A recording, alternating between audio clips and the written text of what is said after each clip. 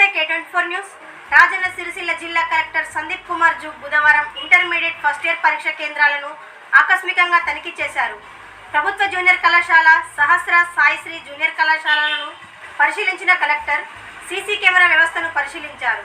పరీక్ష రాస్తున్న విద్యార్థుల పరిస్థితిని పర్యవేక్షించారు.